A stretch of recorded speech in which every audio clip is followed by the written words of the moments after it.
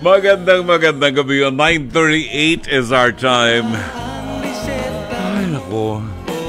Ang sarap maghikab. Ang sarap maghikab. Parang fulfillment. Magandang gabi yun sa inyo. Welcome po sa ating programa, Dr. Love Radio Show until 11 o'clock tonight. Huwebes po ng gabi ngayon. At 30 ng buwan ng Mayo. Ano bang May? Hanggang 31 ang May, di ba? 31, yun. So Friday, ang huling araw ng Mayo. At inaanihan namin kayo na samahan tayo hanggang mamayang alas 11 ng gabi sa masayang programa natin na kung ano-anong mga pinag-uusapan natin. Nakakakulo ng dugo minsan ang ating Pest to Pest, hirit ni Dr. Love.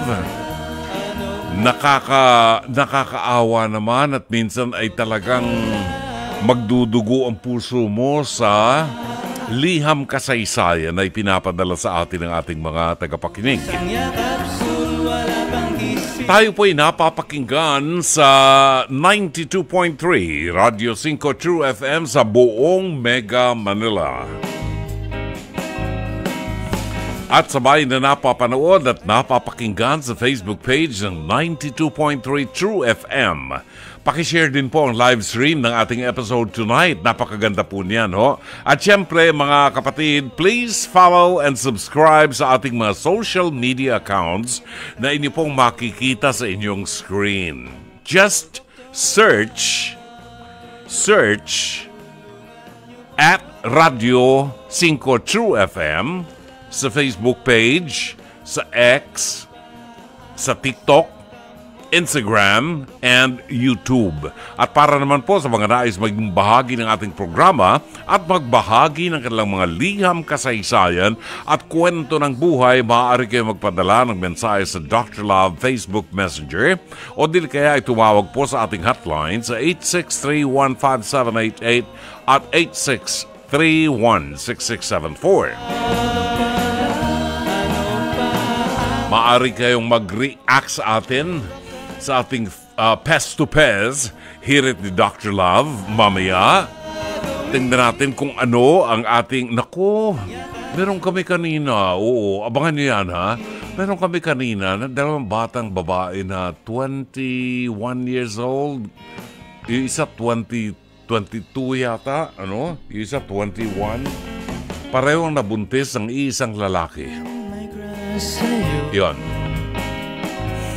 Nabuntis pareho ng iisang lalaki. At ang ano parang walang remorse yung lalaki, parang immature. Oh. Ngayon, para mapagtakpan yung kanyang pandaraya doon sa kanyang ka-live-in. Parehong live-in, ho. Walang kasal. Ewan ko naman itong mga magulang na ito. Bakit nakakalusot sa inyo, mga anak ninyong ganyang kababata? Pinapayagan yung mag-live-in. Abangan na ho natin yan, no?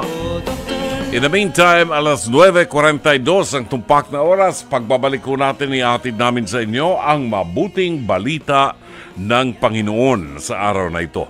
Batiin lang natin si Roy Bulisay ng magandang gabi. Paring Roy Bulisay, ang batang eskolta.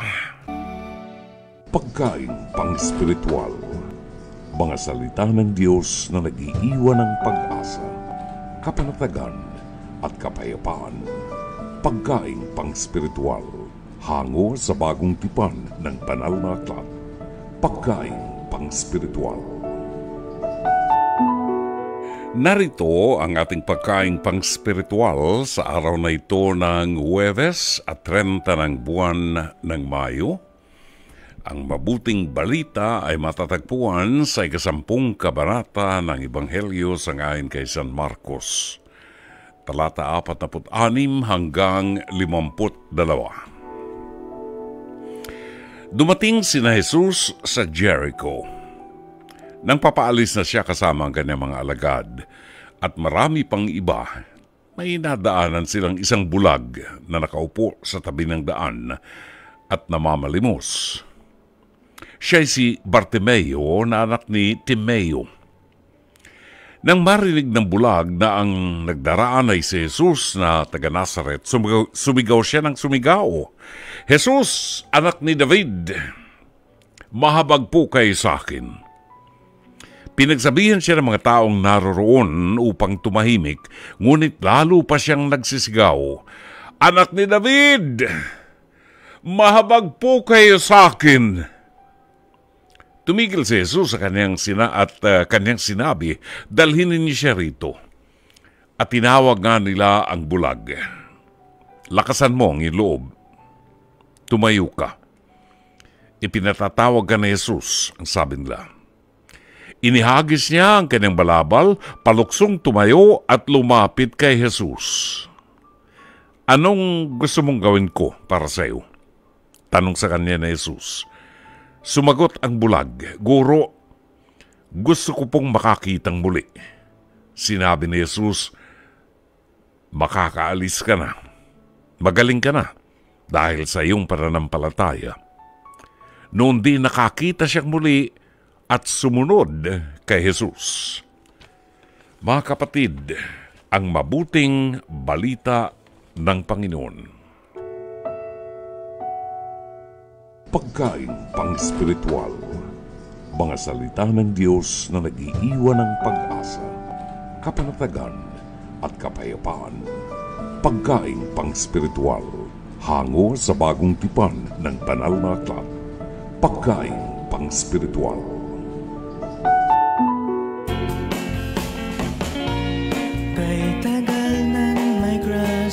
Alright, oras o, alas 9:48 ng gabi.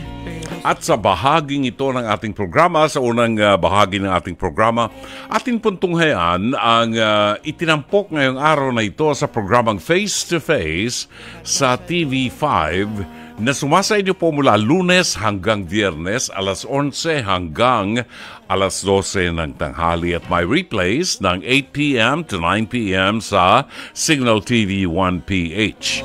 Tampok po rito ang ating host, si Carla Estrada, si Alex Calleja, Dr. Camille Garcia, Attorney Lorna Kapunan at ang inyong lingkod, si Dr. Love, Brother June Banaag ng programang 92.3 Radio 5 Dr. Love. Ayan. Ngayon, ang ating topic ngayong gabi ay pinamagatang maldita ka sa banyo ko pa. Yun. Maldita ka? Sa banyo ko pa? Baka may kinalaman to dun sa kanyang kinakasama o asawang lalaki at mukhang nahuli sa loob ng banyo. Kung kayo po, kukulo ang dugo at magbubula ang bibig nyo sa galit, mas makabubuti pong i-type ninyo ang inyong gustong sabihin at ipadala ho ninyo sa ating programa para mabasa natin ang inyong komentaryo. Sa comment section po ng ating Facebook live stream 92.3 True FM o kaya po sa FB Messenger, Facebook Messenger ng Dr. Love or tumawag kayo sa 863-15788 at 863-16674. Maldita ka sa banyo ko pa? Alamin ho natin kung ano ibig sabihin ng titulong ito sa ating Pez to Pez. Hear it ni Dr. Love. Kasama natin ngayon si Inday. Ate Inday, ano ho ang problema ninyo? Ano ang idinudulog nyo?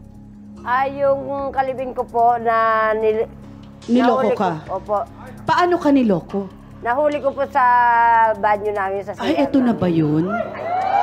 Teka, hindi man lang sa sala o sige sabihin na natin sa kwarto. Sa banyo talaga? Opo. Paanong nakadiretso sa banyo? At sinat po ako nung kaibigan ko, nasa trabaho po ako na meron daw pong babae na pumasok sa bahay namin, kasama yung kalibin ko. Ay. So yung kaibigan mo nakita niya, ikaw yung nasa trabaho. So pagka-chat sa'yo, anong ginawa mo? Hindi pa ako naniniwala nung una.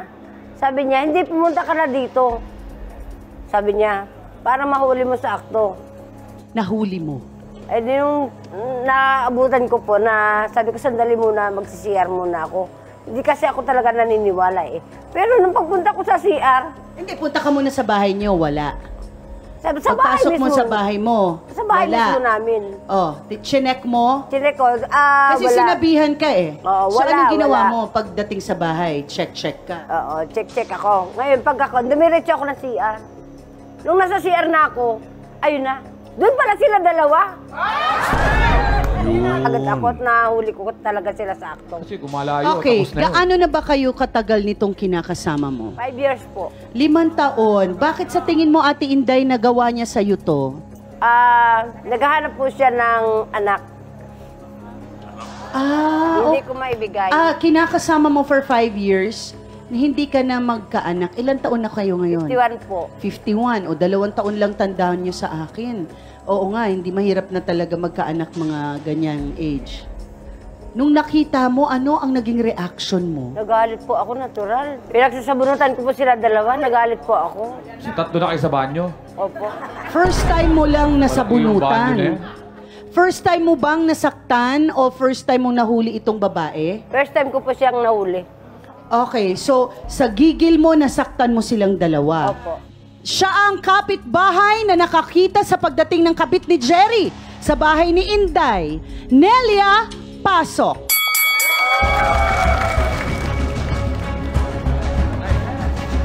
Hindi po kayo, Nay. Aling Nelia, kayo daw talaga ang nakakita. Opo, ako rin po ang tumawag sa kanya kasi nung dumaan nung babae dun sa barbecuehan, nakita ko po talaga na sa bahay nila ang punta. Dumiretso. So, yung nakita nyo, yung babae lang, hindi kasabay yung kinakasama ni Hindi po, Ate kasi Inday. kung nandun sa barbecuehan yung asawa niya, nandun, wala ho dun. Kaya nasa isip ko talaga na doon sa bahay ang diretso. Siya naman ang sinasabing kabit. Oh my God! Siya naman ang sinasabing kabit ni Jerry!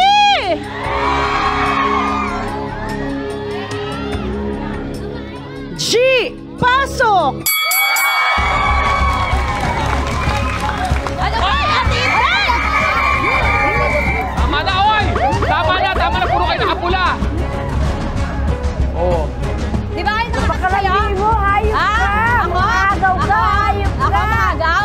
Di ba nga ay nakasayo? hayop ka! Di ba? Ay, nakasayo. Itong taon na daw, Oo, Ate oo. Inday, akala ko ba 2 taon pa lang siyang, halos 2 taon pa lang siyang tumitira Hindi ko sa po lugar alam niya. na... Ang una po, ang sabi po, magkaibigan lang sila. Yun lang. Tapos hindi ko po alam na, itong huli ko na lang po nalaman na may relasyon pala sila. Pero totoo bang sinasabi ni Ate Virgie na wala na kayo pala ni Jerry? Ay, hindi po totoo yun kasi nagsasama po kami. Ako po ang bumubuhay sa kanya. Si Jerry na lang ang tanungin mo kasi nga eh. Magkano lang po ang kinikita niya sa Si Jerry na lang ang pagbabarbecue. tanungin mo. Ako po ang nagbabayad ng upa namin sa bahay. Kasi yun nga Sa sabi ni tubig, sa Jerry, ilaw, wala na lahat kayo. po akin. Okay, pero kinikita ni Jerry, Ate sa kanya Virgie, lang po paano napupunta. sasabihin na hiwalay, magkasama pa sa isang bubong? Bakit ka naniwala? Kasi po nung ano po, nagkakilala po kami ni Jerry, hindi ko gusto. Kaya, hindi naman po ako sasama kay Jerry kung hindi naman po niya sinabi na hindi siya hiwalay. Kaya nga sumama kasi sabi niya hiwalay. Kaya nga po pinalipan niya ako eh. Ate Virgie, saan ka nakatira? Malapit ka kala, Jerry? Ngayon po, Paano nga? Anong gano'ng kalapit? magkatabi lang po kami ng bahay ni Inday. Wait, So, paano mo masasabing hindi na sila, na hindi mo alam na sila pa? Magkatabi Una nga lang. kasi, sabi ni Jerry wala na sila. Siyempre, andun na ako sa sitwasyon, ano pang gagawin ko? Ate Virgie, yung bahay niyo, walang CR? Meron po. Meron. Ba't hindi ka doon nag-CR ka sa kabila? Hindi kasi sabi lang ni Jerry, doon muna kami sa kanila. Doon kayo na... Ano Oo, na? doon muna lang kami sa kanila. O, nasa kala ka, tapos nag-CR ka sa kanila. Doon kayo nabot? Ate Inday, anong nararamdaman mo sa mga naririnig mong ito? Masakit po, siyempre. Bilang isang babae sa atin, natural po na masakit po talaga sa atin. Ako, babae rin ako. Niloko ka ni Jerry, niloko rin ako. Mahal mo na si Jerry. Opo. Ate Virgie, ibabalik lang kami sa unang tanong ni Mama Carla. Babalik lang kami sa unang tanong. Opo. So, naabutan ka talaga ni Ate Inday sa loob ng CR kayong dalawa? Totoo talaga? Opo, kasi sabi po ni Jerry, doon na lang sa kanila. Po, gaano na kayo katagal? Magti 3 years na po. 3 taon? 3 taon, Virgie? Opo. Pero magkasama kayo ng 5 years. Eh, hindi mo alam na mayroong ibang karelasyon ng 3 taon? Hindi po. Wala kang nararamdaman, Ate Inday? Wala po. Kasi nakatutok po ako sa paghahanap buhay eh. Oh, saan ka umuwi, Jerry, habang kayo ni Virgie noon? Hindi po, tinititsyo lang po siya pagka gusto naming magkita. Tapos, doon pa rin kami nakatira sa isang bahay si Inday. Kaya lang naman pinagpalit ko yan eh. Tingnan niyo naman hitsura oh. May pinagpalit ko oh. Bon. Tapos, Di ka nga naghanap buhay eh. Naluloko ka, hayop ka. Ginatasan mo lang eh. Kuya Jerry, Diyan ka naiwan hanggang sa... Diyan ka naiwan sa ere. Alam ko na mukha mo. Diyan nagalit sa'yo yung mga tao. okay, Kuya Jerry, alam mo bang mali yung sinasabi mo na ang iyong pinakisamahan? Minahal mo ba muna si Inday? minahal ko siya dati. Kaso lang, pag umuwi siya galing ng trabaho, wala na, hindi na niya ako inasikaso. Siyempre, paano naman yung pangailangan ko bilang lalaki? Kita! Bigay ko sa'yo lahat. Pati ako nadami. Okay, pero Jerry, bakit ka nakisama pa rin ng 5 taon? Kung hindi mo na gusto si Inday at meron ka ng ibang gusto. Siyempre ma'am, masarap tumira sa isang bahay kasi si Inday yung sumasagot ng upa ng bahay. Lahat, Tubig at di ba? kuryente. Jerry, hindi mahaba ang buhok mo. Patay ka dyan. Hindi ka gwapo. Binabalanse ko lang kasi unfair naman sa amin na nagpipilit na maging loyal doon sa asawa namin. Well, in fairness, hindi asawa ni Jerry si Inday. Live-in lang sila. Walang commitment talaga. Inday, sa edad mong yan, dapat alam mo na. Yung live-in, kunyari lang yan. Kunyari asawa, kunyari labandera, kunyari cook. Kunyari lang ang buhay mo. Hindi kayo mag-asawa. So anytime isusuka ka niyan, unahan mong isuka siya. Can you imagine, Jerry? Ikaw ang lumagay sa tayo ni Inday. 5 taon kanyang pinakain dun sa bahay niya. May tinulugan ka, libre ang sex. Miski anong oras gusto mo ng sex, nakukuha mo. Na-stress, Inday, tumaba. Ngayon, ayaw mo na sa kanya. Hahanap ka ng bago. Alam mo, kahit pumasa ang divorce dito sa atin, pag hindi mo binago ang ugali mo, Jerry, yayaman ang mga abogado sa iyo. Hindi matatapos ang divorce. Hindi solusyon ang divorce dyan. Ang solusyon, i-address mo yung problema kung bakit kayo naghiwalay. Mabuti na lang hindi kasal itong dalawang to. Hindi ko alam kung saan kumuha si Jerry ng kapal ng mukha para sabihin dun sa nagpakain sa kanya, tingnan mo naman ang itsura niyan. Paano ko naman mamahalin yan? Eh, itong nagpakain sa'yo. Kung ikaw kaya maghanap buhay, baka gumanda rin ang katawan mo. Kay Virgie, hindi naman tayo mga bata, no? Alam mo na ang ginawa mo ay immoral, no? Nakiligo ka dun sa banyo ng may banyo ka naman sa bahay mo. No? At 2 pa kayo na maliligo dun sa banyo hanggang sa nahuli kayo. So, alam mo yan, from the very start, alam mo na niloloko mo si Inday, kayong 2 ni Jerry, at ayaw mong mangyari sa yan. Tandaan mo ang golden rule, huwag mong gagawin sa iba ang ayaw mong gawin sa iyo. Isang bagay lang iwanan ko sa Inday, Virgie. Yung ginawa ni Jerry kay Inday, posibleng gawin sa'yo. Ngayon, nalalaman mo na magkarelasyon pa rin sila. Ang tanong ko sa'yo, ano ang plano mo sa buhay mo? Meron ka pa bang dignidad para harapin ang lipunan? Kaya mo pa bang humarap sa salamin at sabihin, disenteng tao ako? hindi ako mang-aagaw ng tagasira ng isang relasyon. You deserve more than this, Virgie. May lalaking mag-o-offer sa iyo ng kanyang pangalan, siseryosohin ka at magiging isang pamilya kayo. Not with Jerry. Ano po, Dr. Love, ano po kasi, talagang nakipag-awalay na po ako kay Jerry. Parang binabalik ko na po siya kay Inday. Kaso ang problema po, habol po siya ng habol sa akin. Sino? Si Jerry po. Sipain mo. Kung talagang ayaw mo na, walang makapipigil sa'yo. Kahit ang presidente ng Pilipinas, hindi ko pwedeng pilitin. Pag ayaw, huwag mong sirain ang buhay mo. Bigyan mo ng dignidad ang pagkababae mo. Maraming salamat, Mama Carla. Maraming salamat, Dr. Love. Yun, maraming salamat sa iyo, Mama Carla. Kasi minsan po kailangan nating batukan ng konti nang makaramdam at magising sa katotohanan. Aba, proud na proud po itong si Jerry dun sa ginagawa niya. At may kakapalan ng apog. Pinakain siya ng 5 taon ni Inday. Wala siyang hanap buhay. Ang naghanap buhay si Inday, pagkatapos magrereklamo siya na wala raw panahon sa kanya. Kambing ka. Wala pa lang. Wala palang panahon sa iyo eh. 'Di ba? Wala palang panahon sa iyo. Bakit tumawag ka pa ng babaeng magmamanicure at magpe-pedicure sa kwarto ninyo sa banyo ng bahay ninyo ni Inday? May kakapalang ka ng apog.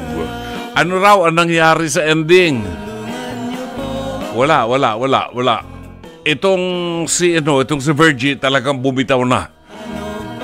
At itong si Inday ayaw na rin. So nagmukhang tanga si Jerry dahil isinuka siya ng 2 babae niya. Ngayon, mapipilitan siyang maghanap buhay para may makain siya. Yun, kambing na ito. Saan po kayo kumukuha ng kapal na mukha? Yun. Wala. Nasa bulsa niya. Yun. Babalik ko tayo. Baka meron kayong mga mensahe at kumukulo ng dugo nyo at nagbubula na ang bibig ng mga Dr. Lovers ngayon. Maaari po kayo magpadala ng inyong komentaryo at mensahe sa Facebook live stream ng 92.3 True FM at sa FB Messenger ng Dr. Love. Okay, tumawag po kayo sa 863-15788 at 863-16674. Oras natin, alas 10:04. Goodbye to Love at 19 minutes after 10 o'clock. Sa pangalawa, tuling bahagi po ng programang Dr. Love Radio Show. Narito may mga reaksyon na ang mga Dr. Lovers na nakapanood po ng ating episode ngayong gabi sa Pest to Pez, hirit ni Dr. Love. Let's welcome buhat po sa San Fernando, La Union. San Fernando, La Union. Pabatiin ho natin muna ng isang mapagpala, mabiyaya at magandang gabi. Buhat kay Aling Lourdes ng San Fernando, La Union. Magandang gabi, Aling Lourdes. Brother! Hi, sister! Isang mapagpala, mabiyaya at magandang gabi sa iyo. Miss na miss ko na kayo, brother. Oo nga, sister. Ilang araw po ako hindi nakatawa kasi ngayon lang po ako nagkaroon ng load. Mabigat ba ang load mo? Po. Mabigat ba ang load mo? Ay, hindi po kasi nauubusan po ako ng budget. Konti lang ang load, di ba? Oo. Okay, bago maubos ang load mo, ano ang masasabi mo dito sa kasaysayan ni Inday na 5 taong nakipag-live-in dito sa kanyang boyfriend na si Jerry? Opo. At itong si Jerry naman pala ay 3 taon na ang relasyon dito sa babaeng mang-aagaw na nag-manicure, pedicure sa kanya sa loob ng banyo ni na Inday. Anong masasabi mo dyan? Ay, naku, bakit naman nagpapaka, ka dyan sa kalibin mo na yan, Inday? Bakit naman pagkaraon ng 5 taon, pinagsilbihan mo na, Ginanyan ka pa. Ginanyan ka pa. Ay, Yun naku, nga. Inday. Mag-isip-isip ka. Ano mo na Inday, yan? oo. I-pull out mo na yan. Oo, pull out mo na yan. Pull out. Opo. Tapon mo sa kanal yan. Oo. Oo nga po, brother. Oh, ngayon, ano naman ang masasabi mo kay Virgie na alam niya na yung kanyang kinakasama kasi itong mga ito, ang tatanda na, mga, hindi mo alam kung mga bata lang to, ang tatanda na nito, ha? Live-in lang sila. Oh, pasundot-sundot lang. Live-in lang. Kung kailan magustuhan. Oh. Anong masasabi mo kay Virgie na siyang sumira sa relasyon? Actually, hindi si Virgie. Si Virgie kasi, biktima rin yan. Oh. Para kang anay na sumisira sa kahoy. sira sa mga Bahay. Sa relasyon Oo. ng Mag-asawa. ng relasyon ng kapwa mo. Oo. Oy, nako. Hindi ka pagpapalay ng Diyos niyan. Oo. Kaya, ang masasabi ko lang, Virgie, ay nako, ang karma nandyan lang. Oo. Kapag tinuloy-tuloy mo yan, makatagod ka. Habulin ka niyan. Oo. Oo. Ay, ano naman sasabihin mo kay Jerry? Kung nakikinig si Jerry ngayon. Kay Jerry naman, pagkatapos nilingkod sa iniin, sinalitan mo pa. Bakit ka ganyan, Jerry? Bakit? Hindi Kasi daw, kailangan niyang magpa-manicure, pedicure dito kay Virgie, doon sa loob ng banyo. Ay, Diyos ko, sa banyo ba? Hindi kasi siya minamanicure tsaka pinepedicure ni Inday. Ano ba yung brat? Oo. Nahuli ni Inday, binamanicure si Jerry. Oh. Ay, nako, Jerry, iba pala yung minanicure sa'yo Masyado. Grabe ka, Jerry, Makapal ng cuticles. Oo. Sobrang siguro ang kapal. Kaya ayan. Oo. Okay, so, anong dapat gawin ng tatlong ito? Tigilan na ang lokohan nila. Ay, ang dapat iwalay sila sa isa't isa. Iwanan na ni Inday at ipapaya na lang na yan, Jerry. Oo. Pumanap na lang siya ng iba. Oo. Opo. Okay. Well, Aling Lourdes ng San Fernando, La Union, may... Ayun. Yun. Oo. Siya, sige. Oo, maraming sila. Kumustahin mo yung kaibigan ko si Mariví Viola ng Baguio City. Ay, kumusta ka na, Mariví? Maganda yan. Maganda yan si Mariví. Dating flight attendant yan. Alam mo yan? Sana pagkatapos tayo sa kasunod ng mga panahon. Oo. Gusto kitang makamit. Makadaupang palad. Opo. Uod ng ganda yan, si Mariví. Kasi dating FA yan, flight attendant. Pangalan ng napakaganda na. Okay. Anong pangalan nito? Anong pangalan nito? Jen, ganda. Oo. Alam mo ang contact number ni, alam mo? Ang contact number ni Aling Lourdes? Okay, sige. Kunin mo yung contact number niya. Meron ka ba GCash number? Ay, ano ba yan? Oo, basta e-wallet. Oo, e-wallet. Kausapin mo nga si, Jen, Aling Lourdes, ha? At meron lang akong kaibigan na gustong, Basta, oo. Okay? Kunin mo, ha? Sige. Kopya. Sige. May isa pang nasa linya natin ngayon. Ito naman ang magtatanggol sa aming mga lalaki. Yan. Ito ang ating kaibigan. Ngayon na ba? Ngayon na? Okay. Kunin natin mamaya si JC Calasikas, ha? JC Calasikas ng Bulacan. Sandali lang. Mag-reminder lang tayo sandali, ha? 25 minutes, make it 26 minutes after 10 sa Dr. Love Radio Show. 28 minutes after 10 o'clock, binabati lang po natin ang kaibigan natin na si Amadeo Giorgio Gonzalez. Binabati po si Father Danilo Isidro S.J. Jesuit po ito. Binabati po siya ni Amadeo Giorgio Gonzalez ng Beatus Aniversario Sacerdotali. Yan. Latin, ano? Beatus Aniversario Sacerdotali Reverend Father Danilo B. Isidro S.J. Buhat kay Amadeo Giorgio Gonzalez ng Davao City. Alright, 28 minutes after 10, si JC Calasikas naman ng Bulacan ay nagbubula din ng bibig ngayon. Ano ang mensahe mo kay Jerry? JC, since pareho tayong magkabaro tayong tatlo. Brother Jun, magandang gabi po. Magandang gabi. Sa lahat na nakikinig at sumusubaybay. Ayun. So, ako, Brother Jun, alam mo kanina, habang pinapanood namin to ng mga kasama kong teacher, may isang co-teacher ako na komedyante siya na bading. Gigil na gigil kay Jerry. Ganon, ha? Oo. Sabi niya, naku, kung nasa audience ako, matampal ko lang yan. Bakit naman? Gigil eh. Oo. Sabi ko, naku, alam mo naman yan. So, yun lang. So, nako naman si Jerry, talagang parang nadadama yung mga lalaki na halimbawa ay nagsawa doon sa kalibin niya. Buti nga mo, sabi ni Atty. Lorna Kapunan, hindi sila mag-asawa. Oo. Kung katal yan, may kaso yan. Talaga. Okay. Nakalusod siya doon.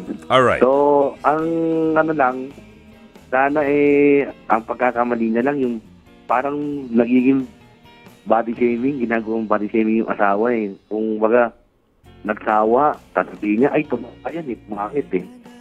Pangit nga yung katawan ng asawa niya, pero yung pangit ng katawan ng asawang niyang yun ang nagpakain sa kanya, yun ang nagpatira sa kanya dun sa bahay niya. Yun yung nagbigay sa kanya ng matutulugan niya, libre pa ang sex. Ano ba?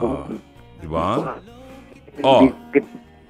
Bibigay sa kanya yung kagayahan kay Inday eh. Anong may papayo mo kay Virgie? Kasi si Virgie ay biktima rin to eh. Andiyan pa ba? Andiyan ka pa? Wala na. Ayun. Nagpuputol-putol. Itaas mo yung kanang paa mo. JC. Ayan. Oo. Itaas mo yung kanang paa. Ito na. Ikot ka ng konti, pakanan. Oo. Ayan. Yan. Nakataas na yung paa mo? Opo. Okay, sige. Ayan, maganda ng signal mo. Huwag kang gagalaw. Taas mo lang. Oo. Sabi ko lang kay Virgie. Ingatan mo, may aso sa tabi mo, ha? Baka inaamoy-amoy yung bindi mo. Actually, meron niya eh. Nakikita ko yan eh. Sige. Sabi ko lang kay Virgie, hanggat umaga pa, iwanan niya na. Maghanap siya ng iba na talagang deserve niya. Deserve nung lalaki, deserve ng magiging karelasyon niya, na mamahalin siya. Okay. No? Kasi pagkalimbawa, hindi niya tinantanan, hindi tinantan. Ay, kung si Jerry ay naghahabol pa, sipain niya. Yung susunod sinabi niyo. Oo nga. Iwanan niyo. Hinahabol daw siya. Ay daw tanggapin ni Jerry na nilalaglag na niya si Jerry. Oo, kung ano yung ginawa niya kay Inday, gagawin niya rin niya kay Aling Virgie. Nako, Virgie, baka nakikinig ka. Baka nakikinig yan. Itong si Jerry, naghahanap lang ng magpapakain sa kanya, batugan yan. Ayaw maghanap buhay niyan. Nakita mo yung itsura nung Jerry, parang ubod ng Hindi ko alam kung gwapo ba. Hindi naman gwapo. Dugyot, sabi ko nga sa kanya, hindi ka gwapo. Hindi naman eh. Okay. Akala ko nga pag yun. Brother John, yun lang po. So, hingin ako ng prayers for my dad because of, kasi nung check-up, may result na yung check-up, may lumaki yung bukol sa pantog. So, schedule ng operation. I hope na makuha sa prayers. Dasal lang na matunaw, Brother John. Yes. Matunaw, mawala yung bukol. Mabait ang Diyos. Pagkatiwala natin sa kanila. Yes. Okay? Sana Brother John, maraming salamat. Salamat sa JC. We'll pray for your dad. 33 minutes after 10, ang ating tumpak na oras. Narito ang komentaryo ng ating mga listeners. Lance Abelion, bago natin ihatid sa inyo ang liham kasaysayan. Sabi ni Lance Abelion, Brother June, I watched the episode kanina po ng Face to Face. I'm sad at naiinis na may mga ilang kalalakihan na parang wala lang po sa kanila ang relasyon. Na parang laro-laro lang. At ang masakla pa, nilait pa po ni Kuya Jerry si Ate Inday. Kapatid pala ni ni Lance Abellion. Kapatid ni Lance Abellion si Jerry. Kuya ang tawag niya, matandang kapatid niya. No? Tapos si Inday, ang atin niya. Ayun. Kamag-anak pala ito ni Lance Abellion. Women are supposed to be treated with respect and value. Hindi sila pangkama lamang. Malinaw po na walang pagmamahal. Ayun po pala. May kinakalantari ng iba si Kuya Jerry. Umayos ka, Kuya Jerry. Magpakalalaki ka. May banta. May banta. May banta. Alright. Sally Cristobal, kapal moks. At si Lori Feria Flores, sabi niya, natural pagbaba ng lalaki sa bahay, binata yan. Nagpapapaniwala ka sa mga lalaking sinungaling. Ayan, ang dahilan kaya pumatol sa'yo. Pareho lang sila. Di ba? Di ba? Lori, pareho lang silang dalawa na. Nandun nga, nahuli sila sa loob ng, ng restroom di ba? Minamanicure siya at pinepedicure nitong si Virgie. Pero si Virgie, in fairness, sabi niya, ayaw na niya. Yun. Malu Adario Yumol, ang kapal ng apog mo. Sarap mong sampal-sampalin. Si Lee naman ng Brussels, Belgium, ang kapal mo, Jerry. Hututero ka. Ano yung hututero? Yun. Nanggagatas, Yun. Manggagatas ka. Pera-pera lang talaga, kakagigil. Ang sarap, lamutan. Kasi, di ba, si Jerry naman, di naman naghanap buhay talaga Ito, si Amadeo Giorgio Gonzalez ng Davao, face-to-face reaction. He is not a man. Only a male within the animal kingdom. Talaga, nagbula ang bibig ng Amadeo Gonzalez, Giorgio Gonzalez. Lina Ho, tukso, pahama ka. Tigilan nyo ang mga kabaliwan nyo. Ikaw, Jerry, ang sama mo, ginagatasan mo lamang pala si Inday. Hindi pa nga nanganganak yan, ginagatasan mo na ka. Kalalaki mo tao, maasa ka lang sa isang babae, kambing ka, kakagigil ka, Jerry. Paano yun? Ginagatasan niya si Inday, hindi pa nga nanganganak. Hindi nga mabuntis si Inday, Talaga ito si Jerry, manggagamit ka. Hindi nga nagbubuntis si Inday, ginagatasan mo, ka. Villaflor, yan ang mga taong tuloy-tuloy sa impyerno. Yun. Dami nag-react naman. Marilyn Lunday, marami talagang ganyan lalaki, kahit babae meron din ganyan. Mas gusto nila manira ng relasyon. Yan. Galit na. Okay, bago natin basahin ang tawag dito, liham kasaysayan. Salamat muna po. Shout out tayo kay Dorina Villaruz Figueroa ng Gagalangin Tondo, Manila, Alani Hungko ng Kuwait, Susan Reyes Montinola ng San Pedro, Laguna, Marvin Riabad ng North Caloocan, Lina Ho ng Claridel, Bulacan, Lori Feria Flores ng Pasay City, Emerson Alvarez. Buwabati po ng magandang gabi at nagpapacheck ng attendance, Shari Picho ng Seattle, Washington, si Lance Abellion, Pablo Escobar, si Arden Clerigo Cornelio. Good evening, Dr. Love. Nakikinig po kami sa radyo sa inyo gabi-gabi sa Binyan, Laguna. Maraming salamat po. Ang masarap dyan sa Binyan, Laguna ay puto binyan. Ay, naku, Ang sarap kainin niyang puto binyan. Maliliit lang yan ganyan, Puto binyang, pagkatapos meron kang dinuguan. Isasawsaw mo yung puto dun sa dinuguan. Ay, nako. Julieta Sugitan, maraming salamat. Bernardine Federio ng Gubat, Sorsogon. Mariette Diakino ng Antipolo City. Pa-shout out po kaming mag-asawa na nag-overtime. Maraming salamat. Donets Morales, G. Walo de Jesus, Wenny Rapada, Bernard Paredes, Engineer Mercy Santos ng Pasig City. Hello, Tamers, magandang gabi. Margarita Guevara, Nico Cabales, Dr. Love. Buwabati po ng magandang gabi at palagi po kami nanonood sa Face-to-Face sa TV5. At good evening din sa trio Tagapayo, Judith Vicente, Angelita Banataw, Neneng Dula, and Au Villaflor. Yan, magandang gabi sa inyong lahat. Good day, Dr. Love. Maaari niyo po ba kaming i-shout out mag-asawa na mahal ko na si Lalaine Sedan Falier.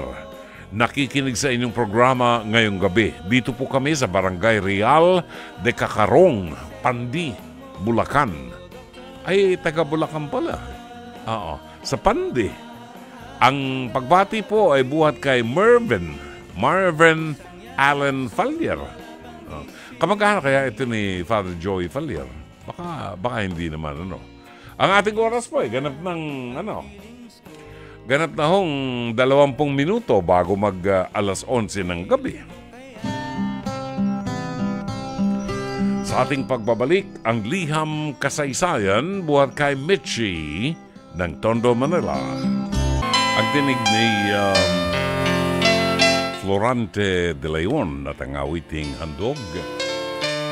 Alas 10:43 ng gabi, ang pagbati natin ng magandang gabi sa ating mga kaibigan, si Nedia Sagun at si WCY, Willie Yu. WCY and Nedia Sagun, we miss you at matagal na tayo hindi nagkikita. No? Maraming salamat sa inyong mag-asawa, sa inyong patuloy na pagiging very supportive at palagi nandyan. Maraming salamat. Ha? Narito ang liham kasaysayan padala sa ating palatuntunan ni Mitchie ng Tondo, Manila. Dear Dr. Love, tawagin niyo lamang po ko sa pangalang Mitchie. Ako po ay 24 anyos, taga Tondo, Manila. Sumulat po ko sa inyo dahil ito po ang tingin kong safe space ko. Kahit pa po sabihing maraming nakakarinig, alam ko po na somehow makakatulong ako sa mga taong nasa sitwasyon ko ngayon. Dr. Love, kasama ko pa po ang mga magulang at mga kapatid ko. Very religious po sila. Ganon din po nila ako pinalaki. Kaya naman simula napunta ako sa sitwasyon ko ngayon para bang nag-isolate na po ako sa mga tao. Sa mga friends ko, sa close na siblings ko, at dahil alam ko po na kapag nagkaroon ng pagkakataon na malaman nila ang lihim ko, katakot-takot na panghusga ang aabutin ko. At alam kong madadamay sa kahihiyan ko ang pamilya ko na respetado. Ang tinutukoy ko, Dr. Love, sa sitwasyon ko ay naging home wrecker po ako. Opo, aminado po ako, pero Dr. Love, hindi ko po masasabing pinili ko ang sitwasyon na ganito ngayon. Late ko na po na gagap na ganito na po pala. Nakilala ko po ang boyfriend ko na mas matanda sa akin ng 10 years 2 years ago. Hindi ko po alam na meron siyang asawa at anak. Naging demanding po ako at masyado kong nagpa-baby kasi nga po matured siya. Pero pangako, Dr. Love, hindi ko alam na may pamilya siya. Nakilala ko po kasi siya sa isang decent party na inatinan ko. Pinakilala siya ng mga friends ko at wala rin naman po silang sinabi sa akin na meron na pala itong asawa at anak. At noong mga panahong nililigawan niya ako, Dr. Love, hindi talaga pumasok sa isip ko na pakakasal na kasi. Paano naman kasi, Dr. Love, minuto nakakapag-update po siya sa akin sa chat at text.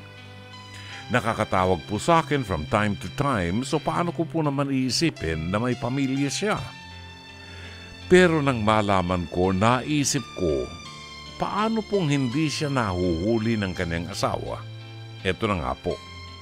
Lagi kaming nagkikita after work hanggang sa pinakilala ko na siya sa family ko. Babyface po siya, Dr. Love, parang ikaw. Kaya hindi halata yung agwat ng edad namin. puputulin ko lang ko. Nang sabihin kong baby face, tinatawanan ako ng producer ko. Ano kaya ibig niya sabihin? Balikan natin ang kanyang liham kasaysayan. Super love ko siya, Dr. Love, hanggang sa dumating sa puntong ako na ang nagtatanong kung kailan niya ako ipapakilala sa kanyang pamilya. Iniiba niya lagi ang usapan tuwing mababanggit ko ito hanggang sa lumipas ang panahon, hindi ko na napapansin pa, Dr. Love. Pero nitong May 2, hindi ko na po nalaman ang totoo. Tinanong niya ako kung gusto ko pa rin ba na makilala ang kanyang pamilya. Siyempre, tuwan-tuwa po ko at excited na sumagot ng oo. Nag-set po siya ng dinner. Nung dinner, nagulat ako, wala ang parents niya. Merong 3 bata sa table kung saan siya nakaupo. Medyo sumama po ang pakiramdam ko. Hindi ko alam kung bakit. Hanggang sa nang maupo ako, ipinakilala niya sa isa-isa ang mga bata. Ang mga bata, Dr. Love, anak niya po pala. Halos gumuho ang mundo ko. Pinilit kong matapos ang dinner na yon nung gabi na yon, pero hindi ko po talaga magawang kumibo. Ganon din ang mga bata, nakasimangot lang at nakatitig sa akin. Nung pauwi na po ako, hinatid niya mga bata ng kasama ako. Nung ako na ang ihahatid niya, tumigil po siya to explain. Sinabi niyang natakot siyang sabihin sa akin dahil baka raw iwan ko siya. Hindi pa rin po ako makasagot, Dr. Love. Tuloy-tuloy lang po siya ng pagsasalita hanggang sa nag-intera po ko at itinanong nasaan ang ina ng mga bata. Dito niya po sinabi na hiniwalayan niya last month nang makumpirma niyang sigurado na siya sa akin. Dr. Love, naging home wrecker ako nang wala po akong malay. Galit po ako sa kanya, nakipaghiwalay po ako, pero hanggang ngayon sinusuyo niya po ako. At habang tumatagal, para bang sinasabi niya pong tinalikuran niya ang lahat para sa akin. Tapos, iiwan ko lamang siya. Wala raw pong natira sa kanya. Dr. Love, mahal na mahal ko po siya pero hindi ko po matanggap na nasa loob ng ilang taong ginawa niya pala akong kabit. At may natatapakan po pala akong ibang tao para lang maging masaya. Dr. Love, naging hindi ako palakibo at imik sa bahay dahil ayoko pong biglang bumuga yung bibig ko at masabi ang mga problema sa pamilya ko. Pero grabe na po ang bigat. Hirap na akong mag-move on, Dr. Love.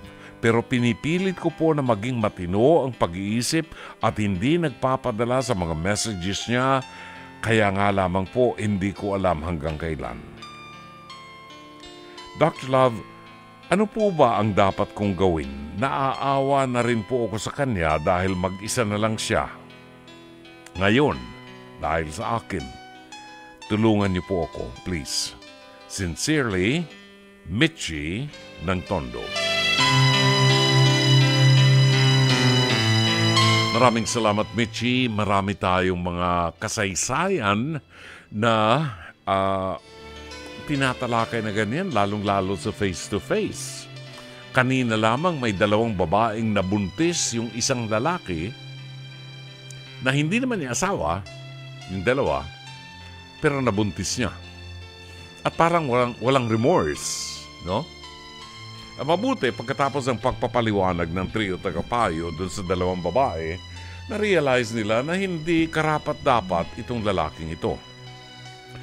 Kay Mitchie ng Tondo, Mitchie, ikaw ay biktima ng isang lalaking nagsamantala sa iyo. Kasi alam niyang minahal mo siya. Pero hindi niya sinabi ang katotohanan ng higit na maaga para mapaghandaan mo. At nagulat ka na lamang nang ipakilala sa iyo ang kanyang 3 anak at sabihin sa iyo na Last month, hiniwalayan ko na yung babae, yung asawa ko, dahil sa'yo. Pinagilty ka pa niya. Yan. Gusto ko lang sabihin sa'yo, Mitchie, style namin yan, ang mga lalaki. Pagigiltihin ka pa namin, kagaya ng ginagawa sa'yo ng boyfriend mo. Para sa ganon, mapagtakpa namin yung ginawa naming pambibiktima sa'yo. But the truth of the matter, miski anong gawin mo, Mitchie, sa buhay mo, mang-aagaw ka ng asawa ng may asawa at mananatili kang kerida at kabit nitong boyfriend mo kapag itinuloy mo pa ang pakikipagrelasyon sa kanya. Tanong, Mitchie, kung ikaw ang nasa katayuan ng kanyang asawa na inilaglag niya dahilan sa ibang babae, ano ang mararamdaman mo? Ikaw ba'y nakasisiguro na hindi niya gagawin sa iyo ang ginawa niya sa tunay na asawa niya na pinakasalan niya sa harap ng Diyos ay sumumpa siya na mamahalin at magiging tapat siya sa babaeng ito at naanakan pa niya ng 3. Sa palagay mo ba, hindi niya kayang gawin sa iyo yung ginawa niya sa tunay na asawa niya, ganung kabit ka lang niya? Pasensyahan mo kung ginagamit ko yung mga salitang nakasasakit sa puso mo, pero ito ang totoo. At hindi mo maikakaila sapagkat ikaw mismo, ngayon na alam mo na ikaw ay pangalawa, kabit nitong boyfriend mo, ngayon na hindi ka pa nagdidesisyon dahil naguguluhan ka, sasabihin ko sa iyong mananatili kang mang-aagaw ng asawa ng may asawa at kabit, mang-aagaw ng asawa, kerida ng boyfriend mo na may asawa hanggang hindi mo pinuputol ang relasyon mo sa kanya. The rest of your entire life, kerida ka. Paano mga anak mo kung magkaanak ka sa kanya? And surely, magkakaanak ka sa kanya. Paano anak mo? Hijo de bastardo. Bakit? Hindi ka kasal. Sa edad mong yan, alam mo na ang tama at mali. Wala na ba talagang lalaking magmamahal sa iyo na ibibigay ang pangalan sa iyo? At nagsusumiksi ka para manira ng pamilya ng may pamilya sa isang lalaking may asawa na. Utang na loob, paano ka makakatulog niyan sa gabi kung tuwing ipipikit mo ang mata mo, alam mong nang aagaw ka ng asawa ng may asawa at nakatingin sa iyo ang Diyos. I'm trying to make you feel guilty for what you're doing sapagkat ito lang ang tanging paraan. See? Ito lang ang tanging paraan para ikaw ay magising sa katotohanan.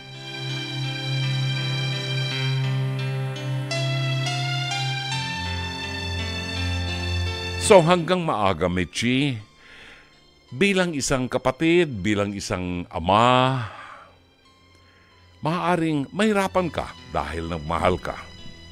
Pero isipin mo ang panlulokong ginawa sa iyo ng lalaking ito at isipin mong ikaw ang magiging instrumento ng pagkawasak ng isang pamilya sapagkat tinolerate mo ang isang bagay na mali. Pag-isipan mo ngayong gabi, bago ka matulog, tandaan mo, maaaring makalusot ka sa mata ng tao, pero sa mata ng Diyos, hindi ka makakalusot. Mayroon silang sumpaan sa harap ng Diyos, problema ng boyfriend na yun. Sana'y natulungan ka ng palatuntunang ito. As always, Dr. Love. John Denver for you. Ito po yung mga sinumpaan namin sa harap ng Diyos nang kami mag-asawa. Ito ang sinabi namin ng katapatan sa hirap at ginhawa sa kalusugan at karamdaman hanggang kamatayan. Kung tayo ang magiging instrumento ng pagkawasak ng isang pamilya, pag-isipan po natin. Hanggang dito na lamang ang ating programa sa ngalan po ng ating General Manager ng Nation Broadcasting Corporation, Mr. Raul de la Cruz, ang head ng ating programming and production, Alvin Maanyo, si Miss Cherry Baile, ang ating operations manager, ang uod ng gandang producer po natin na si Jen Uod ng Gandang Morales at si Mike Uod ng Gandang Lalaking Santillan, si Director Shake Body Dancer, Mamaril, bago yun ha. Ang ating technician Rome Ortigas at ang ating PA at Ovid operator Jairian Manipon. Ito po naman ang inyong lingkod, Brother June Banaag. Hanggang bukas muli, magandang gabi. Maraming salamat. Shalom Aleichem.